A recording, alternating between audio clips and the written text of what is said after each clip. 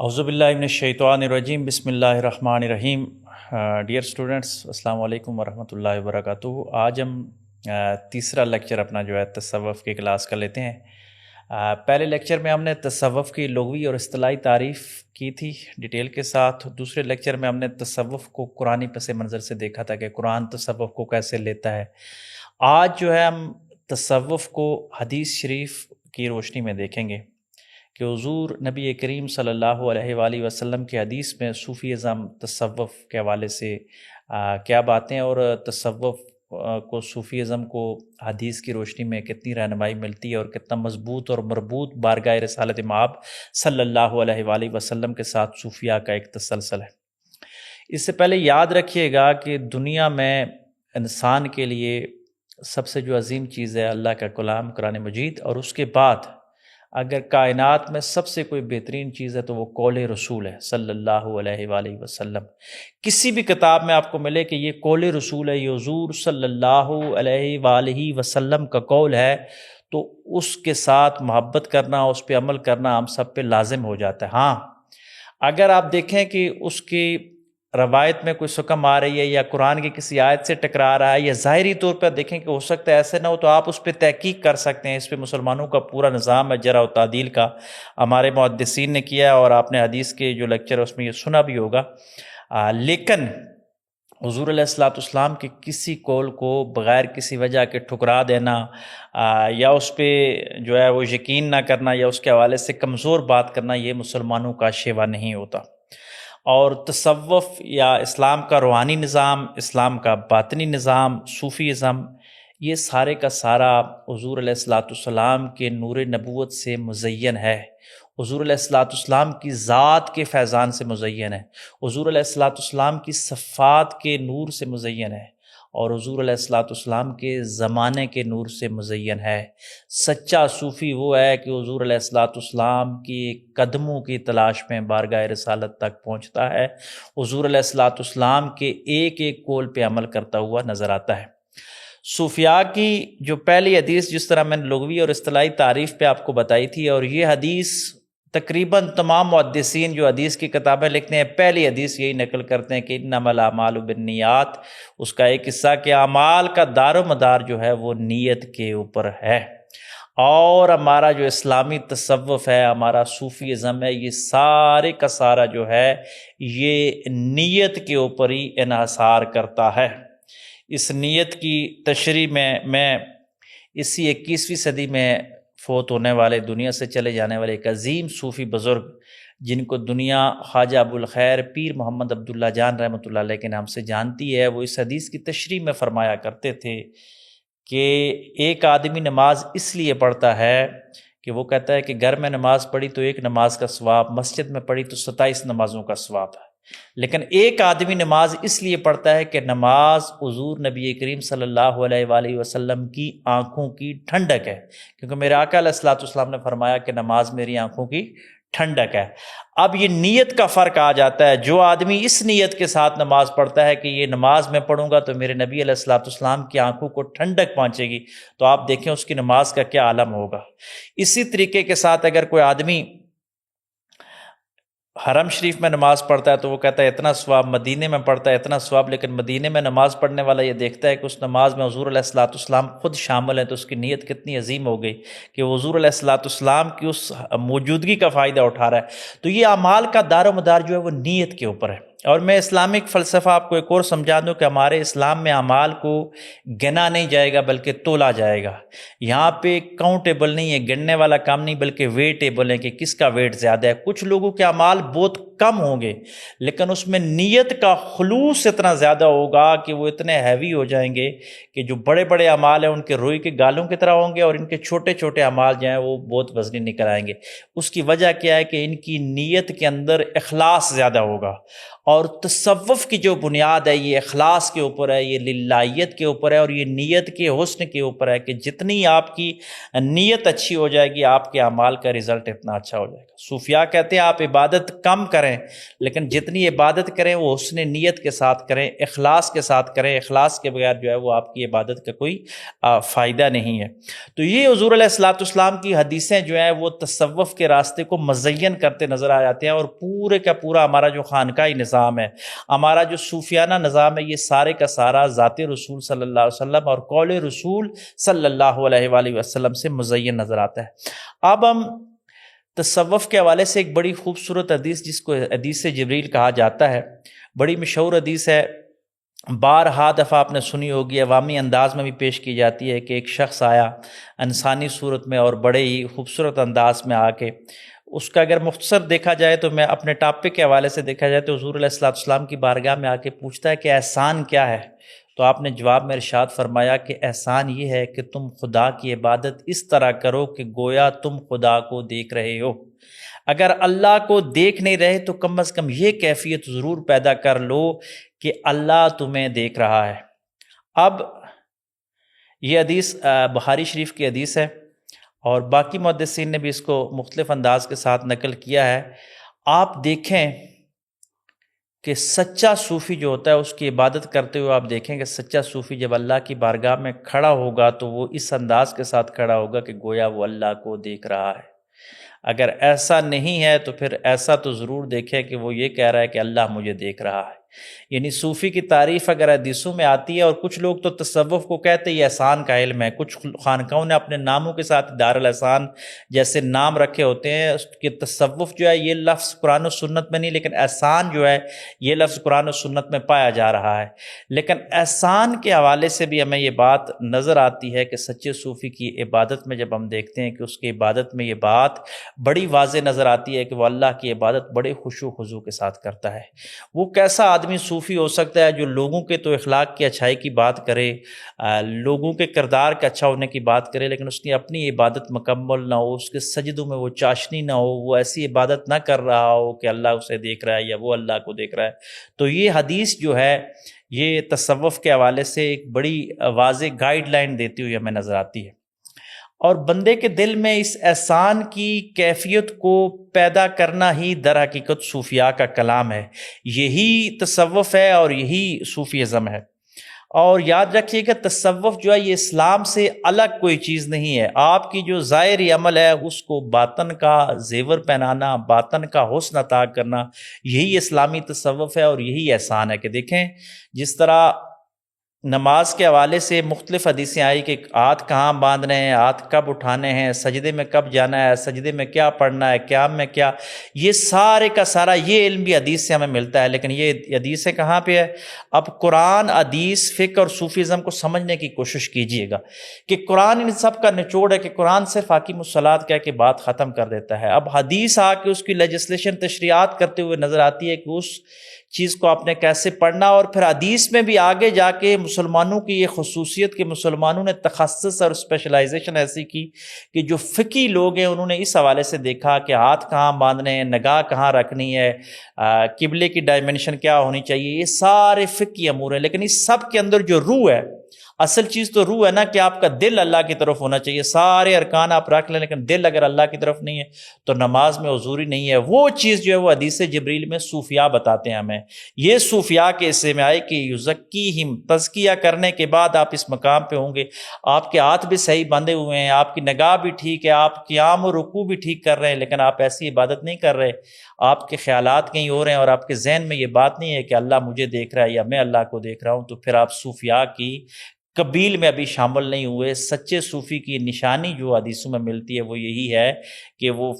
ان ساری چیزوں کے بعد جا کے اخلاص کے اعلیٰ مرتبے پہ ہوتا ہے۔ اسی لیے تو کہتے ہیں کہ جو صوفی ہوتا ہے وہ یا بیک وقت عالم بھی ہوتا ہے، وہ فقی بھی ہوتا ہے، وہ محدث بھی ہوتا ہے، وہ مفسر بھی ہوتا ہے، کیونکہ سب سے بڑے مقام پہ وہ پہنچ چکا ہوتا ہے۔ یہ سارے چھوٹے امور ہیں، یہ کرتے کرتے آپ آخری منزل جو ہوتی ہے وہ آپ کی جا کے تصوف اور صوفیزم کی آتی ہے، جہاں پہ آپ اس عبادت کی روح حاصل کرتے ہیں۔ اور میں آپ کو بڑے آسان لفظوں میں اگر سمجھاؤں کہ ہر چیز کی ایک روح ہوتی ہے، اور تصوف جو ہے یہ اسلامی فلسفے کا وہ روح ہے جو ہمیں بتاتا ہے کہ عبادات کی جو روح ہے وہ کیا چیز ہے، وہ حسن نیت ہے، اور اپنے اندر یہ کیفیات پیدا کرنا، اور کیفیات کا جو علم ہے یہ صوفیاء کی صحبت سے ملتا ہے۔ یہ حدیث ہمیں اس طرف لے کے جاتی نظر آتی ہے۔ خدا کی ذات کی محبت بندے کو خدا کی نافرمانی سے روکتی ہے۔ حقیقت میں یا بندہ ڈر کی وجہ سے کوئی کام چھوڑ دیتا ہے یا محبت کی وجہ سے چھوڑ دیتا ہے۔ صوفی جو سچا صوفی ہوتا ہے وہ اللہ کی محبت میں برائیاں چھوڑ دیتا ہے کہ یار یہ میرے رب کا فرمان ہے اور مصطفیٰ علیہ الصلوۃ والسلام نے منع کیا ہوا ہے۔ اور پھر اس ظاہر کو باطن کے انداز میں، اس انداز کے ساتھ صوفیاء نے مزین کیا کہ پچھلی صدی کا عظیم ترین مسلمانوں کا مفکر اور صوفی دانشور علامہ اقبال بھی یہ بات کہتے ہوئے نظر آتے ہیں کہ صوفیاء کا جو خلوص تھا اس نے اتنا کام کیا کہ 7 کروڑ مسلمانوں میں سے، علامہ اقبال اپنے دور کی بات کر رہے ہیں کہ 7 کروڑ مسلمانوں میں سے 6 کروڑ جو مسلمان ہیں یہ اہل تصوف کی فیوز و برکات کا نتیجہ ہیں۔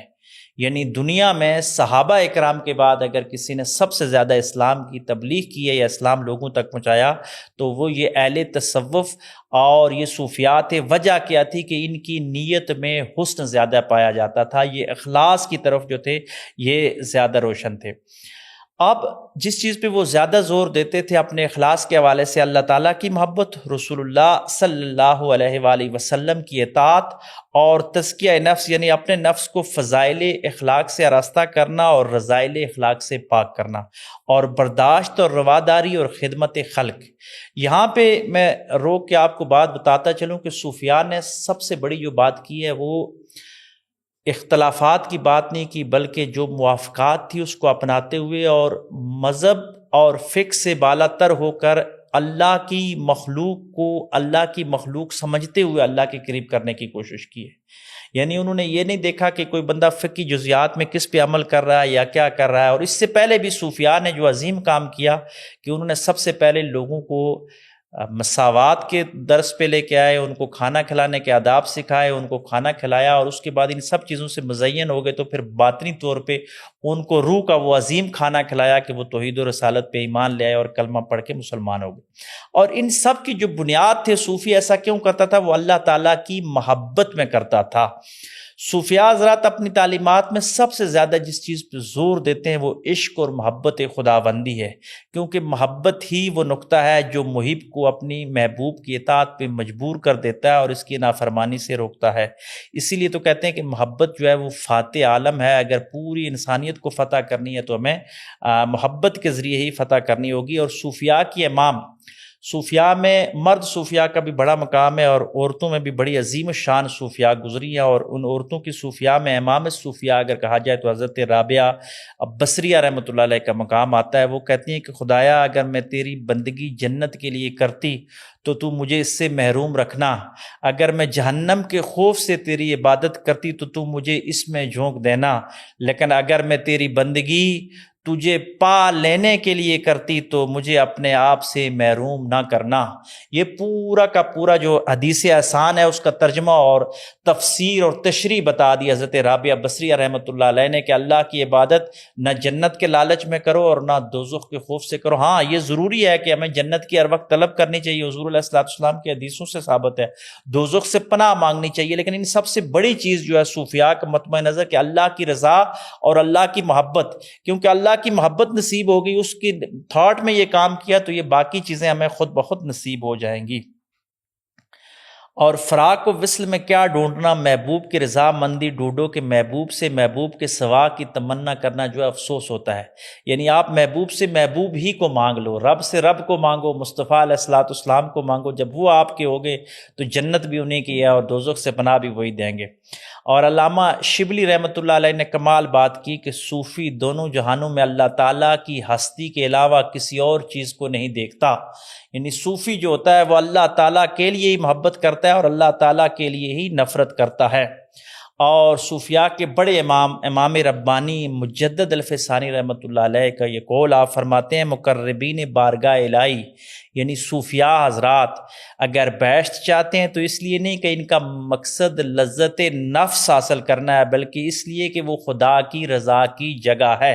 یعنی وہ اپنے لالچ میں جنت نہیں چاہ رہے ہوتے بلکہ اس لیے چاہ رہے ہوتے ہیں کہ جنت میں جانا اللہ کی رضا ہے، اللہ ہمیں خوش ہوگا۔ اور پھر فرماتے ہیں اگر وہ دوزخ سے پناہ مانگتے ہیں تو اس لیے نہیں کہ اس میں رنج و علم ہے، بلکہ اس لیے کہ وہ خدا کی ناراضگی کی جگہ ہے، اور ورنہ ان کے لیے انعام اور رنج دونوں برابر ہے۔ ان کا مقصود صرف اور صرف اللہ کی رضا ہوتی ہے۔ یہ وہ حدیث جبریل کے عملی نمونے ہمیں نظر آتے ہیں کہ صرف اور صرف اللہ کی رضا کے لیے کام کرنا، ایسی عبادت کرنا کہ بس وہ دیکھ رہا ہو۔ اور شاہ عبد اللطیف بٹائی رحمۃ اللہ علیہ نے کمال بات کہی، آپ فرماتے ہیں، ہے موتی جیسے انسان اپنے اندر خدا کی محبت کا علو جلا دے، یہ راہ اختیار کرو گے تو تمہارا لین دین کامیاب ہوگا۔ یعنی کیا خوبصورت بات کرتے ہیں کہ آخرت کے سودے میں لین دین اگر کرنا ہے تو صرف محبت کا ہی لین دین کرو، محبت کے علاوہ کوئی اور کرنسی اخروی دنیا میں چلتی ہی نہیں ہے۔ محبت کے ذریعے جو عبادت کرتا ہے وہی آدمی کامیاب ہو جاتا ہے۔ جس طرح پہلے میں نے کہا تھا کہ ہمارے ہاں کاؤنٹیبل نہیں بلکہ ویٹیبل عبادتیں ہوتی ہیں، عبادتوں کو گنا نہیں جاتا بلکہ تولا جاتا ہے، اور تول میں اگر سب سے زیادہ کوئی وزنی چیز ہے تو وہ محبت ہوتی ہے۔ اور صوفیاء کا جو مشن ہے وہ حدیث کی روشنی میں ہے کہ وہ محبت کے اوپر چلتے ہیں۔ اور حضور علیہ الصلوۃ والسلام کی ایک حدیث کہ جس میں محبت نہیں اس میں ایمان نہیں، یعنی محبت ایسی چیز ہے کہ یہ ایمان کی بنیاد قرار دی گئی۔ اور وہ کون سی محبت ہے؟ اللہ سے محبت، رسول اللہ صلی اللہ علیہ وآلہ وسلم کی محبت، اور ان کی وجہ سے کائنات سے محبت، یعنی انسانیت سے محبت، نباتات جمادات سے محبت۔ یہ ساری کی ساری صوفیاء اس حدیث کی تشریح میں لیتے ہوئے نظر آتے ہیں۔ پھر شاہ عبد اللطیف بٹائی رحمۃ اللہ علیہ ایک اور بات کرتے ہیں کہ خدا سے عشق کرنے والے اسے کبھی نہیں بلاتے، اور کبھی عشق و محبت کی آب بھرتے ہوئے ان کی روحیں پرواز بھی ہو جایا کرتی ہیں۔ یعنی ایسے بھی عاشق گزرے ہمارے صوفیاء میں کہ رب کو یاد کرتے کرتے ان کی روحیں پرواز کر گئی اس محبت میں مستغرق ہو کر۔ اور محبوب کی جو اس صفت کے ساتھ محبت کرتے ہیں، پھر قرآن کیا کہتا ہے کہ والذین آمنوا اشد حبا للہ، کہ یہی وہ لوگ ہیں جو اللہ سے زیادہ محبت کرتے ہیں، ٹوٹ کے محبت کرتے ہیں۔ ٹوٹ کے محبت کرنے والے حقیقت میں یہی لوگ ہیں۔ حضور علیہ الصلوۃ والسلام کی ایک حدیث کا مفہوم کہ آقا علیہ الصلوۃ والسلام نے فرمایا کہ جس شخص کا یہ حال ہو کہ وہ اللہ ہی کے لیے محبت کرتا ہو، اللہ ہی کے لیے بغض رکھتا ہو، اور اللہ ہی کے لیے کسی کو دیتا ہو، اور اللہ ہی کے لیے کسی کے دینے سے روک لیتا ہو، تو اس نے اپنے ایمان کو کامل کر لیا۔ کتنی بڑی حدیث یہ صوفیاء کے حوالے سے، مشکات شریف کی یہ حدیث ہے۔ آپ دیکھیں جو پریکٹیکلی صوفیاء ہے آج، کہ جتنے بھی خانقاہیں ہوتے ہیں اس میں مختلف خاندانوں کے لوگ ہوتے ہیں، مختلف براعظموں کے لوگ ہوتے ہیں۔ آپ کا جو شیخ ہوتا ہے آپ اس کے ساتھ کیوں محبت کرتے ہیں؟ کیا کوئی ذاتی نفع ہوتا ہے؟ نہیں، اللہ کے لیے محبت کرتے ہیں۔ اور اس کلاس میں جو صوفیاء کی کلاس میں باقی لوگ ہوتے ہیں جن کو صوفیانہ ٹرم میں پیر بھائی کا لقب دیا جاتا ہے، ہم کہتے ہیں کہ آپ کے کلاس فیلو ہیں یا اس راستے کے مسافر ہیں، آپ ان کے ساتھ اگر محبت کرتے ہیں تو کس وجہ سے محبت کرتے ہیں؟ اللہ کی رضا کے لیے محبت کرتے ہیں۔ صرف اس حدیث کو اگر دیکھا جائے تو حضور علیہ الصلوۃ والسلام فرماتے ہیں اس نے اپنے ایمان کو مکمل کر لیا۔ یعنی باطن میں بیٹھنے والے لوگ محبت میں اس حد تک مزین ہو جاتے ہیں کہ وہ اپنے ایمان کو ان چھوٹی چھوٹی باتوں سے مکمل کر لیتے ہیں، اور وہ اگر کسی سے بغض رکھتے ہیں تو اس وجہ سے رکھتے ہیں کہ وہ اللہ کے احکامات نہیں مان رہا یا اللہ کا دشمن ہے۔ ورنہ صوفی کی یہ نشانی ہے کہ صوفی انسانیت سے بغض نہیں رکھتا، صوفی انسانیت سے محبت کرنے والا ہوتا ہے، اور صوفی کا دل اتنا وسیع ہوتا ہے۔ کہتے ہیں کہ صوفی جس طرح آسمان سے بارش برستی ہے ایسے صوفی کا دل ہوتا ہے کہ بارش نیک و بد سب پہ برستی ہے۔ اس طرح صوفی کی صحبت میں کوئی آ جائے تو اس سے مذہب مسلک یا نہیں پوچھا جاتا، بلکہ اس کو انسان سمجھ کر، اللہ کا بندہ سمجھ کے اس کی پیروی، اس کی جو تکریم کی جاتی ہے۔ کیونکہ ایک اور حدیث کا مفہوم ہے کہ جو مخلوق ہے یہ اللہ کا کنبہ ہے، اور بڑے آسان لفظوں میں اگر سمجھاؤں آپ کو تو جس کے کنبے کے ساتھ آپ پیار کرتے ہو نا، اس کنبے کا مالک آپ سے بڑا خوش ہو جاتا ہے۔ آپ کسی کے بیٹوں کے ساتھ احسان کرو، کسی کی بیٹیوں کے ساتھ، کسی کی فیملی کے ساتھ، تو فیملی کا جو مالک ہے وہ آپ سے خوش ہو جائے گا کہ یار یہ میرے بیٹوں کا بڑا خیال کرتا ہے۔ تو جو پوری مخلوق ہے یہ اللہ کا کنبہ ہے حدیث شریف کے مطابق۔ اب مخلوق کے کنبے کا خیال کرنا، کنبے کا خیال کرنے کے لیے صوفیاء نے کیا طریقہ اپنایا اس روشنی میں؟ آپ جتنی بھی خانقاہوں میں جائیں تو 3-4 کام بڑے واضح ہیں۔ ہر خانقاہ میں پہلی چیز لنگر ہوتی ہے کہ 3 وقت کا کھانا ہر انسان کو دیا جاتا ہے۔ اب آپ اللہ کی مخلوق کو، اللہ کے کنبے کو 3 وقت اللہ کے دیے میں سے کھانا کھلائے تو مخلوق اللہ کتنا خوش ہوگا کہ میرے کنبے کے بھوکے لوگوں کا خیال کرتا ہے۔ پھر اس سے اوپر والی جو نشانی ہے، صوفیاء افکار کی بات کرتے ہیں کہ ان میں سے اگر کوئی علم دین سے محروم ہے، کوئی دین جانتا نہیں ہے، تو اس کے لیے فری آف کاسٹ جو سچا صوفی ہوتا ہے، دین کی تعلیم کا بندوبست کرتا ہے۔ اب آپ اللہ کی مخلوق کو اللہ سے جوڑنے کے لیے جب تعلیم کا انتظام کرتے ہیں تو مخلوق کا مالک کتنا آپ سے خوش ہوگا۔ پھر صوفی اس سے بڑا اگلا کام کرتا ہے کہ کھانا کھلانے کے بعد، ظاہری تعلیم دینے کے بعد، پھر آخری طور پہ اس کو وہاں لے آتا ہے کہ اس کی باطنی تعلیم کا بندوبست بھی کرتا ہے، اس کے لیے پریشان ہوتا ہے اور اس کو ہر وقت اللہ کی طرف لے کے جانے کی کوشش کرتا ہے۔ اب مخلوق میں اگر کسی کنبے میں سے کنبے کا کوئی آدمی نافرمان ہو جائے، آپ اس کے والد کے لیے اس کی اولاد کو بڑا ہی پروٹوکول دے کے اس کے والد سے راضی کروا دیں، وہ اپنے والد کے ساتھ آ جائے، تو وہ والد کتنا خوش ہوگا کہ میرے نافرمان بیٹے کو یہ آدمی واپس میرے پاس لے آیا ہے۔ اب اللہ کی مخلوق کا جو ٹوٹا ہوا رشتہ ہے کہ مخلوق اللہ سے دور ہے، صوفی اس کو کھانا کھلاتا ہے، اس کی فکر کی ضروریات پوری کرتا ہے اور آخر میں اس کو اللہ کے قریب بھی لے آتا ہے، تو اللہ کتنا خوش ہوتا ہے کہ میری مخلوق کے ساتھ اس نے کتنا بڑا نیکی کی۔ یہ حدیثیں جو ہیں یہ صوفیاء کے مضبوط افکار پہ مضبوط دلائل دیتے ہوئے نظر آتی ہیں۔ پھر حضور علیہ الصلوۃ والسلام نے خود دعا فرمائی، کیا خوبصورت دعا ہے، اے اللہ مجھے ایسا کر دے کہ تیری محبت اپنی ذات اور اپنے اہل و عیال سے اور پیاس کے وقت ٹھنڈے پانی سے بھی زیادہ محبوب ہو۔ یعنی اللہ کی محبت میں مستغرق، یہ جتنے بھی اعمال ہم لوگ کر رہے ہیں کسی اور لالچ کی وجہ سے نہیں، صرف اور صرف اللہ کی محبت میں۔ اگر اللہ کی محبت کے علاوہ یاد رکھیے گا، جعلی صوفیاء کی یہ نشانی ہوتی ہے کہ وہ یہ کام اگر کر رہے ہیں، کچھ لوگ مال کی وجہ سے، متاع کی وجہ سے یا کسی اور وجہ سے کر رہے ہیں، تو پھر وہ تصوف نہیں، وہ بیروپی ہیں۔ سچا صوفی اگر انسان کی قدر کرتا ہے تو اللہ کی رضا کی خاطر کرتا ہے، وہ اس وجہ سے کرتا ہے کہ اللہ کی مخلوق ہے یا پھر مصطفیٰ علیہ الصلوۃ والسلام کا امتی ہے، بلکہ اس سے بڑھ کر وہ مذہب نہیں دیکھتے، بلکہ وہ انسان دیکھتے ہیں کہ اس انسان کو حضور کی امت میں لایا جائے اور پھر اس کی بخشش کا سامان کیا جائے۔ کسی صوفی کا قول ہے کہ اس نے کہا کہ یا اللہ اگر تو نے پوری دوزخ کا انسانوں سے ہی بھرنا ہے تو میرا جسم اتنا بڑا کر دے کہ میں اکیلا دوزخ میں چلا جاؤں، اس کے بدلے میں حضور علیہ الصلوۃ والسلام کی ساری امت جنت میں چلی جائے۔ تو صوفیاء اس طرح کی محبت اپنے اندر پیدا کرتے ہیں، یعنی اس اندازے کے ساتھ تاکہ انسانیت جو ہے وہ فائدہ پا جائے میرے کسی بھی عمل کی وجہ سے، خود کو تنگ کرنا لیکن مخلوق کو فائدہ پہنچانا، یہ حدیث کی روشنی میں تصوف کی بڑی واضح جو نشانیاں نظر آتی ہیں۔ امام ربانی مجدد الفسانی رحمۃ اللہ علیہ اپنے مکتوبات میں فرماتے ہیں، ہم اگلی کلاسوں میں انشاءاللہ مکتوبات جا کے اگلے سیمسٹر میں پڑھیں گے بھی، آپ فرماتے ہیں کہ میں جو ولایت کے اس مرتبے تک پہنچا، اس نعمت عظمیٰ میں معرفت خدا بندی تک پہنچنے کے لیے سید الاولین والآخرین صلی اللہ علیہ وآلہ وسلم کی اتباع، آپ کی اتباع اور اللہ کی محبت کے علاوہ کوئی بندہ یہاں تک پہنچ ہی نہیں سکتا۔ یعنی اگر کوئی دعویٰ کرتا ہے کہ میں اللہ سے محبت کرتا ہوں تو آپ دیکھیں کہ وہ رسول اللہ صلی اللہ علیہ وآلہ وسلم کے راستے پہ چل رہا ہوگا، ورنہ اس کا کوئی بھی عمل جو ہے وہ محبت کا جھوٹا دعویٰ ضرور ہو سکتا ہے، وہ محبت نہیں کرتا۔ جہاں تک حدیث طیبہ سے تصوف کی ہم آہنگی کا سوال ہے تو اس سلسلے میں کتب حدیث کا ہر ورق تصوف کی تعلیمات سے بھرا ہوا ہے۔ تصوف کے جتنے بھی مسائل ہیں یہ سب نبی علیہ الصلوۃ والسلام کی تعلیمات سے ہم آہنگ ہیں اور وہی فیضان ہے۔ ایک اور حدیث میں آپ کے سامنے بیان کرتا ہوں کہ آقا علیہ الصلوۃ والسلام نے حضرت علی رضی اللہ تعالیٰ عنہ کو اسرار باطن سے مطلع فرمایا اور ان کی تعلیم دی، جس میں ایک بڑی واضح بات ہے کہ حضور علیہ الصلوۃ والسلام نے ہاتھ اٹھا کے فرمایا کہ علی اس طرح اللہ کا ذکر کرو، لا الہ الا اللہ۔ تو صوفیاء آج تک جوارے کا ذکر کرتے ہیں، عذاب بلند کر کے اللہ کا ذکر کرتے ہیں، تو یہ ساری کی ساری کسی نہ کسی حدیث کے ساتھ ان کی تعلیمات جو ہے وہ منسلک نظر آتی ہیں۔ بخاری شریف میں ایک اور حدیث، یعنی آسان کیا ہے، یہ پہلے ہم نے ذکر کیا ہے کہ ایسے عبادت کرو جیسے اللہ تمہیں دیکھ رہا ہے، یہ اس کے حوالے سے حضرت ابو القاسم جنید فرماتے ہیں کہ جو شخص قرآن کا حافظ نہ ہو اور حدیث نہ لکھے تو تصوف کے معاملے میں یا ان لوگوں سے محبت نہ کرے تو پھر اس کی پیروی کرنا جو ہے وہ مسلمانوں کے لیے جائز نہیں۔ پھر فرمایا کہ ہمارا یہ علم کتاب و سنت کے ساتھ مقید ہے، یعنی قید کر دیا گیا ہے۔ تصوف جو ہے یہ قرآن و سنت کے علاوہ اگر کوئی اور چیز ہے تو وہ تصوف نہیں، وہ بیروپیہ پن ہو سکتا ہے۔ آگے فرماتا ہے جو اسے علم شرع کی حد سے نکال دے تو اس کے قریب مت جاؤ، یعنی حضرت ابو القاسم جنید فرماتے ہیں جو لوگ شریعت کا عمل نہ کرتا تو اس کے پاس مت جاؤ، وہ باطن جس کا ظاہر مخالف ہو وہ باطل ہے۔ یعنی اگر کوئی کہے کہ باطنی طور پہ میں بڑا مضبوط ہوں لیکن ظاہری طور پہ وہ شریعت کی پیروی نہ کرتا ہو تو ایسا آدمی حضور علیہ الصلوۃ والسلام کی شریعت سے دور ہے اور صوفی ازم سے اس کا کوئی تعلق نہیں ہے۔ اور امام عبداللہ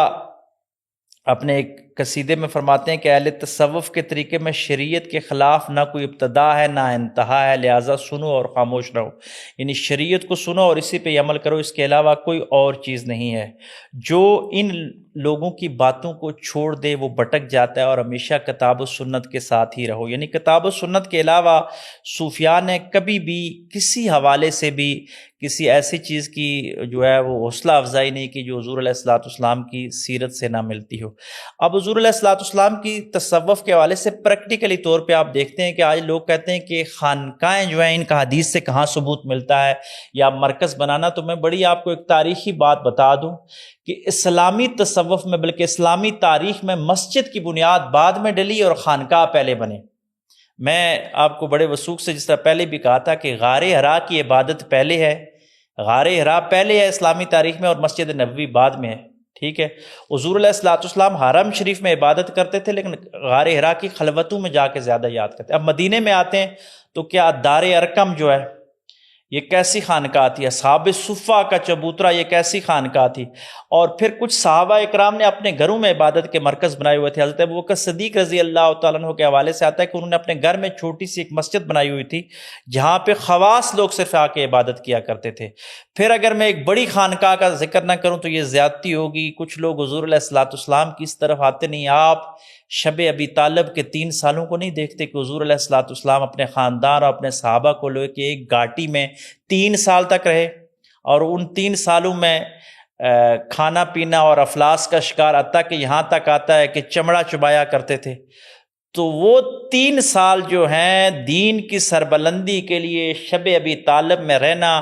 آج کچھ صوفیہ آج تک کر رہے ہیں کہ وہ تسخیر ذات کے لیے دنیا سے کٹ کر کے عبادت کرتے ہیں، اور پھر جب تسخیر ذات ہو جاتی ہے تو پھر تسخیر کائنات پہ نکل جاتے ہیں۔ یاد رکھیے گا صوفیاء کا اپنا اپنا مشرب اور اپنا اپنا طریقہ کار ہوتا ہے، وہ کسی نہ کسی حدیث پہ ضرور عمل کر رہے ہوتے ہیں۔ جو صوفیاء گوشہ نشین ہو جاتے ہیں، ایک جگہوں پہ بیٹھ جاتے ہیں، تو وہ غار حرا یا شب ابی طالب کی ان نورانیت سے مزین ہونے کے لیے معتکف ہو جاتے ہیں۔ اور جو لوگ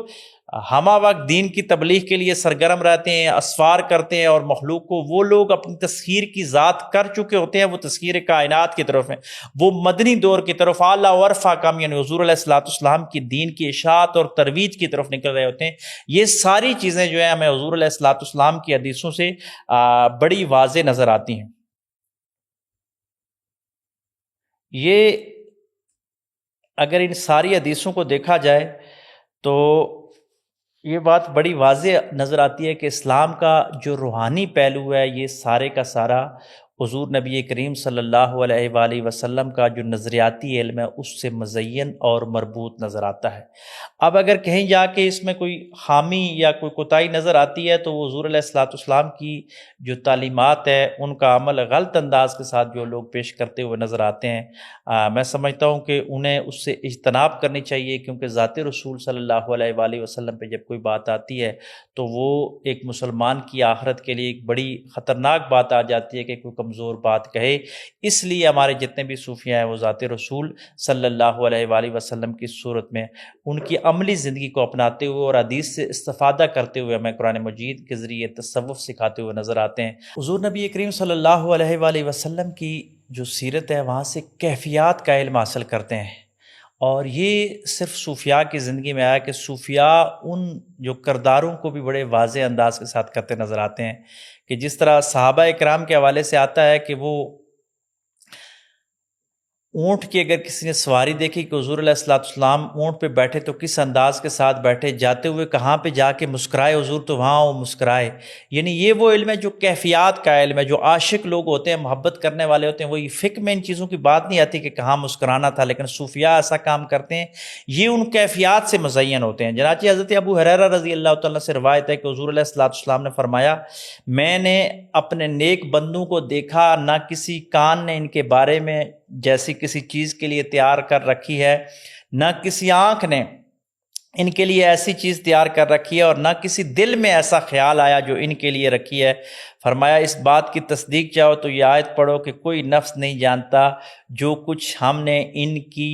ٹھنڈک ان کے سینے میں رکھی ہے۔ نفس ما اخفی لہم من قرۃ عین، یعنی ان کے آنکھوں کے لیے وہ کیفیات کا علم ہے، وہ ٹھنڈک رکھ دی گئی ہے، وہ کیونکہ وہ محبت کرتے ہیں ذات رسول صلی اللہ علیہ وآلہ وسلم۔ بظاہر یہ چھوٹے چھوٹے عمل ہوتے ہیں، آپ دیکھتے ہیں پہنتے ہوئے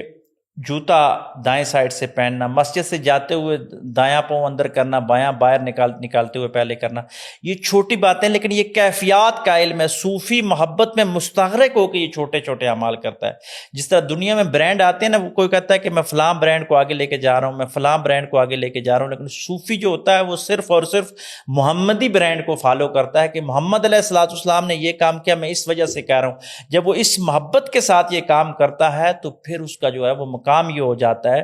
کہ سہیل بن سعد رضی اللہ تعالیٰ عنہ فرماتے ہیں کہ میں نبی علیہ الصلوۃ والسلام کی مجلس میں موجود تھا کہ اس میں جنت کا ذکر ہوا، تو جب آپ صلی اللہ علیہ وسلم گفتگو پوری فرما چکے تو آخر میں اس میں کچھ ہے، وہ کچھ ہے جو نہ کسی آنکھ نے دیکھا، نہ کسی کان نے سنا، اور نہ اس کا خیال کسی آدمی کے دل میں آیا۔ تو فرمایا کہ اللہ تعالیٰ کے فرمان کے دل پر گزرا ہے۔ پھر آپ علیہ الصلوۃ والسلام نے یہی آیت پڑھی صوفیاء کی کہ ان کی آنکھوں کی وہ ٹھنڈک ہے، یعنی ان کے لیے وہ مقامات ہیں جو کسی نے سوچے تک بھی نہیں تھے۔ وجہ کیا تھی کہ انہوں نے اپنی کیفیات کو حضور علیہ الصلوۃ والسلام کی کیفیات کی نقل کرنے کی کوشش کی ہے، یعنی یہ نقل کرتے کرتے بھی اصل تک پہنچنے کی کوشش کرتے ہیں۔ ایک اور حدیث کا مفہوم کہ اللہ تعالیٰ نے اپنے نیک بندے یعنی ان لوگوں کے لیے جو اس کے احکامات بجا لاتے ہیں اور اس کی منع کردہ باتوں سے اجتناب کرتے ہیں، وہ محاسن اور خیرہ کرنے والی خوبصورت اشیاء ان کے لیے تیار کر رکھی ہیں جسے کسی آنکھ نے نہ دیکھا ہے، اور ایسی بے خود کر دینے والی آوازیں اور من پسند و صاف تیار کر چھوڑے ہیں جنہیں کسی کان نے نہیں سنا۔ یہاں بطور خاص آنکھ اور سماعت کا ذکر کیا گیا کیونکہ ان دونوں کے ذریعے زیادہ تر محسوسات کا ادراک ہوتا ہے۔ آنکھ کے ذریعے اور کان کے ذریعے یہ فیلنگز کا علم ہے۔ سچے صوفیاء کی صحبت میں آپ ذرا بیٹھ کے تو دیکھیں، ان حدیثوں کی روشنی میں آپ نے تجربہ کیا ہوگا کہ سچے صوفی میں بیٹھ کے لوگ رونا شروع ہو جاتے ہیں، ان کی مجلس میں آنکھوں آنے شروع ہو جاتے ہیں۔ حالانکہ سائنس تو یہ کہتی ہے کہ آنکھ سے آنسو اس وقت آتے ہیں جب غم ہوتا ہے یا کوئی خوشی ہوتی ہے، لیکن محفل میں ذکر ہو رہا ہو تو کسی کی آنکھ بھر آتی ہے۔ کیوں براتی آنکھ؟ یہ وہ کیفیات کا علم ہے جو صوفی کا نورانی حالہ مزین ہے، اس کے ساتھ اس کا دل جب مزین ہو جاتا ہے تو اس کی آنکھیں چھم چھم برسنا شروع ہو جاتی ہیں۔ اور میرے آقا علیہ الصلوۃ والسلام نے ایسی کیفیات کے بارے میں فرمایا کہ اللہ کے خوف یا اللہ کی محبت میں حدیث کا مفہوم کہ ایک مچھر کے پر برابر بھی جس کے آنکھ سے پانی ٹپکا، آنسو ٹپکا، اس پہ دوزخ کی آگ حرام کر دی جاتی ہے۔ یہ کیفیات جو ہے مائی ڈیئر اسٹوڈنٹس، یہ صرف اور صرف صوفیاء کی مجلسوں میں آج بھی ملتی ہیں۔ یعنی 21ویں صدی میں آقا علیہ الصلوۃ والسلام کے 1500 سال دنیا سے تشریف لے جانے کے بعد اور جدید سائنسی ایجادات کے انبار میں بھی آج صوفی کی محفل میں لوگ اللہ کی محبت میں آنسو بہاتے نظر آتے ہیں۔ یہ وہ حدیث کے ساتھ مربوط نظام ہے جو ہمارا اسلامی تصوف ہمیں دیتا ہوا نظر آتا ہے۔ اور پھر میں نے جس طرح ذکر کیا کہ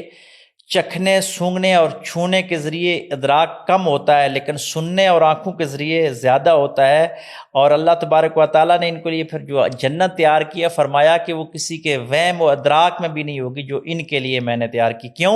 کہ انہوں نے اخلاص کا وہ سودا تیار کر لیا کہ انہوں نے کاؤنٹ ٹیبل پہ نہیں گئے، یہ اعمال وے ٹیبل پہ گئے کہ اخلاص اتنا پیدا کر دیا، للہیت اتنی پیدا کر دی کہ پھر وہ فرحت اور خوشی جو ہے وہ ان کے لیے ہوئی۔ اور پھر فرمایا کہ یہ راتوں کو اٹھ کر اللہ تبارک و تعالیٰ کی عبادت اس انداز کے ساتھ کرتے ہیں، یعنی مخلوق جب سو رہی ہوتی ہے۔ حدیث شریف کی روشنی میں سچے صوفی کی ایک یہ نشانی بھی ہے کہ رات کا کچھ پیر وہ اللہ تبارک و تعالیٰ کا ذکر کرتے ہیں جو پچھلے لمحات ہوتے ہیں جب ساری دنیا سو رہی ہوتی ہے۔ کیوں تہجد کی نماز فرض کیوں نہیں قرار دی گئی؟ یہ محبت والوں کا سودا تھا، اور محبت والوں پہ فرض نہیں ہوتا بلکہ محبت والوں کے لیے اوپن گراؤنڈ چھوڑ دیا جاتا ہے کہ یہ اپنے محبوب کی رضا کے لیے کیا کرتا ہے۔ اور سچا صوفی جو ہوتا ہے وہ رات کے پچھلے پیر جاگ کر اپنے رب کو منانے کی کوشش کرتا رہتا ہے ہمہ وقت۔ یہ وہ حدیثیں ہیں جو مزین کرتی ہوئی ہمیں نظر آتی ہیں۔ اگر اس پورے لیکچر کا ہم خلاصہ نکالیں تو خلاصہ یہ بنتا ہے کہ حضور علیہ الصلوۃ والسلام کی وہ مشہور حدیث جبریل جس میں احسان کی تعریف کی گئی کہ عبادت اللہ کی ایسے کرو کہ تم اللہ کو دیکھ رہے ہو، اور اگر ایسا نہیں کر سکتے تو کم از کم ایسا کرو کہ اللہ تمہیں دیکھ رہا ہے۔ یہ کیفیات کا علم ہے جو صرف